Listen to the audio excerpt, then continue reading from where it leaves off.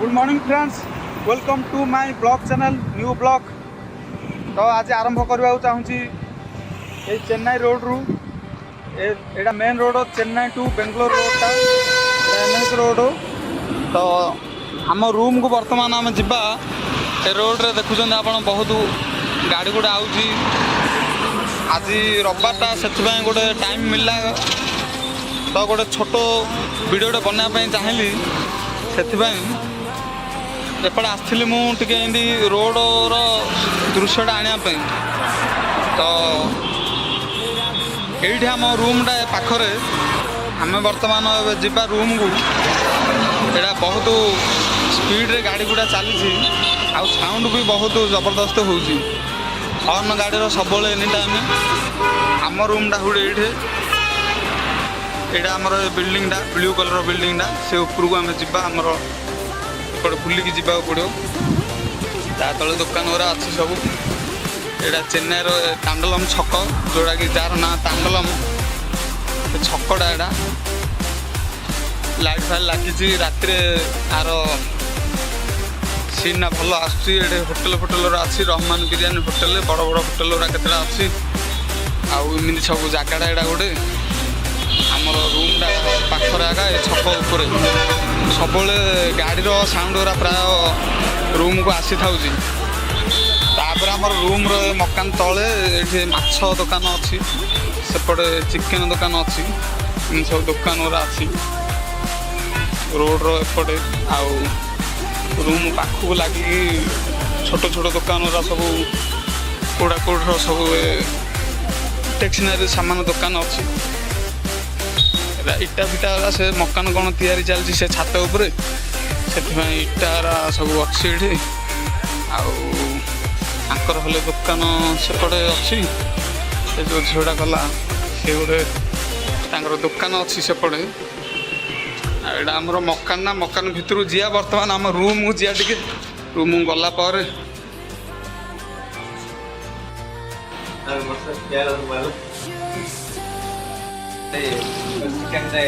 पियाज पड़ू बर्तमान आगे फिर मर्च गुरा पड़ो तापर पियाजा पड़ो मान पियाज पड़िया पियाज पड़िया को जाऊँगी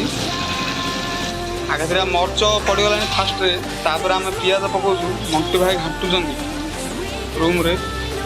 आमर रूम रो सीन ना यहाँ रूम भर यहाँ रूम बाहर तलपटर जगटा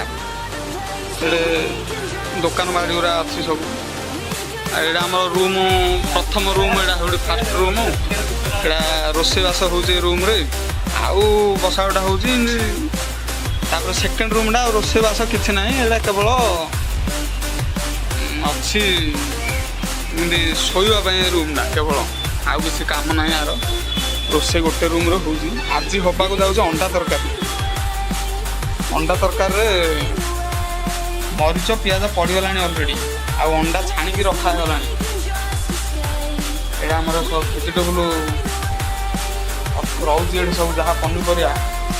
आलू फालू सर जाए कोड़ा कौन सर जाए आते अच्छी सब। आज रविवारटा आज मार्केटिंग हम टी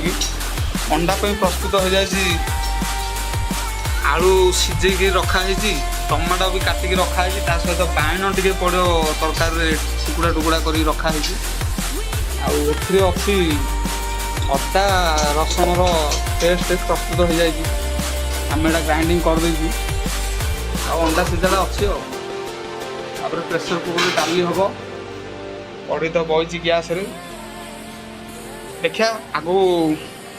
मंटू भाई केमी बनाऊँ कौन देखा प्रोसेसिंग चली। फ्रेंड्स बाइण पड़गला टे घाटीदा हाँ पियाज पड़ला बाइणटा पड़गला मुझे हेल्प करुँची मंटू भाई की बाइण पड़गला अदा रसुणटा ए पड़िया जाऊँगी तो बाहर हूँ काटिया पड़ो बर्तमान अदा रसुण मंटू पकादा पका मु पकईले अदा रसुण आज गोटे अधिक परिमाण रोषे हो गोटे 15 जन तो टी सब आइटम से अधिक अधिक बाहर कराई ଅଦା ରସୁଣ ପଡ଼ିଲା ଏବେ ଘାଣ୍ଟିବା ତାପରେ ଦେଖିବା ହଁ ପାଣି ପଡ଼ିଲା ପିଛୁଳିକିରି ସେଇଟା ପାଣିଟା ପଡ଼ିଲା ଆଗକୁ ଦେଖିବା କ'ଣ ହେଉଛି କ'ଣ ନାହିଁ ମନ୍ତ୍ରୀ ଭାଇ ତ କରି ନେଉଛନ୍ତି ଗୋଟେ ଗୋଟେ ଷ୍ଟେପ୍ ବାଇ ଷ୍ଟେପ୍।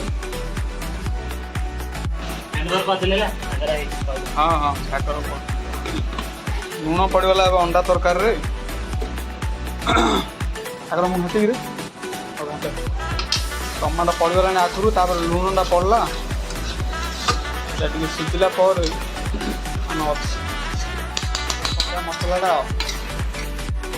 ମସଲା ପଡ଼ିବାକୁ ଯାଉଛି ମରିଚ ଗୁଣ୍ଡ ପଡ଼ିଗଲାଣି ମିକ୍ସ ମସଲାଟା ପଡ଼ିଲା ପକା ସବୁ ମସଲା ଚିକେନ ମସଲା ହଁ ଚିକେନ ମସଲା ଏବେ ବର୍ତ୍ତମାନ ସାଗର ଭାଇ ପକେଇବେ ବାସ୍ 2 ଚାମଚ ପଡ଼ିଗଲା ସ୍ୱାଦ ଅନୁସାରେ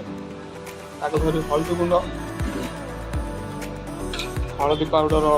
3 ଚାମଚ ଖଣ୍ଡେ ପଡ଼ିବ ପଡ଼ିଲେ ହଳଦୀ ପାଉଡ଼ର ପଡ଼ୁଛି 2.5 ଚାମଚ ପଡ଼ିଲା ଏବେ ହଳଦୀଟା ସାଗର ଭାଇ ଗାଧେଇକି ଆଇଲେ ତ ସେଥିପାଇଁ ସାଗର ତାପରେ କ'ଣ ସେଟା ମିକ୍ସ ମସଲାଟା ପଡ଼ିବ ମସଲା ଆମର ଗୋଦାମଟା ଏଇଟା ମସଲା ଗୋଦାମରୁ ଗୋଟେ ଗୋଟେ ମସଲା ବାହାରୁଛି ସବୁ ମସଲା ମସଲି ଅଛି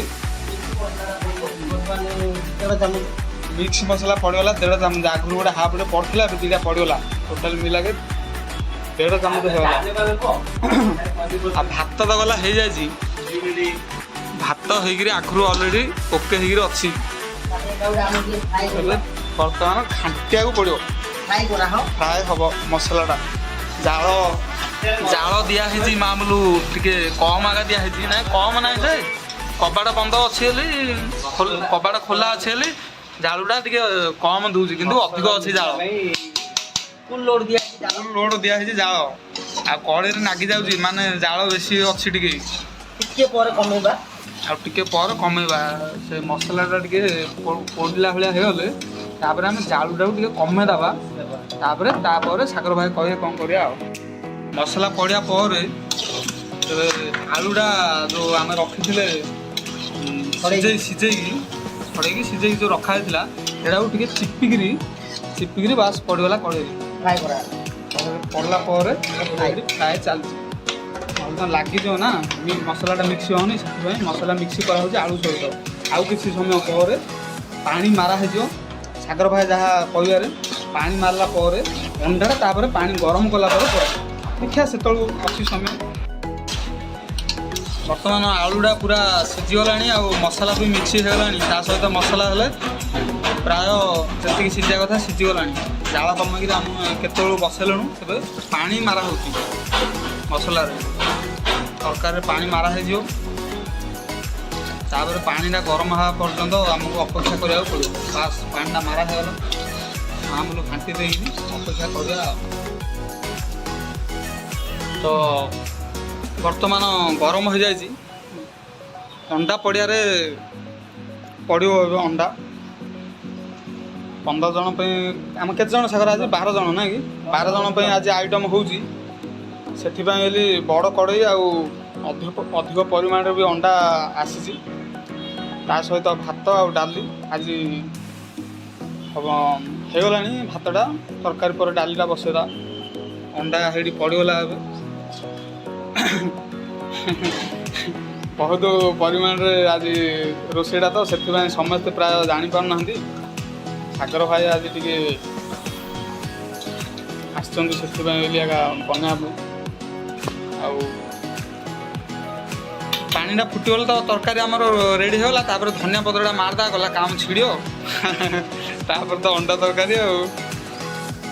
ଅଣ୍ଡା ତରକାରୀ ଆମର ପ୍ରସ୍ତୁତ ହେଇଗଲାଣି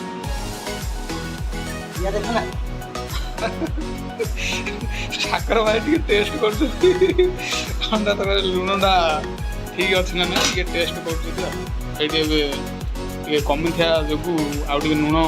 ପଡ଼ିବାକୁ ଯାଉଛି ହେଇଗଲାଣି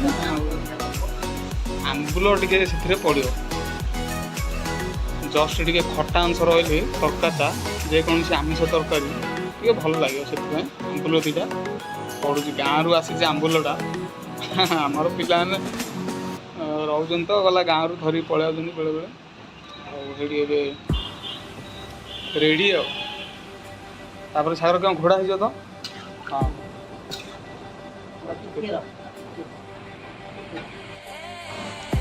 ଓ ରେଡ଼ି ହେଇଗଲାଣି ତରକାରୀ ପୁରା ଆଉ ବାହାରିଲାଣି ଆଉ। ଧନିଆ ପତ୍ର ପକେଇଲେ ଫଟୋ ଛାଡ଼ିଦେବି। ଆଉ ସେ କର ବନ୍ଦ କର ତରକାରୀ ତଳ ଆଡ଼ୁ ବନ୍ଦ କର। ବାସ୍ ରେଡ଼ି ଅଣ୍ଡା ତରକାରୀ ଧନିଆ ପତ୍ରଟା ପକେଇଦା ତାପରେ ଖାଇବାକୁ ପଳା ଆଉ।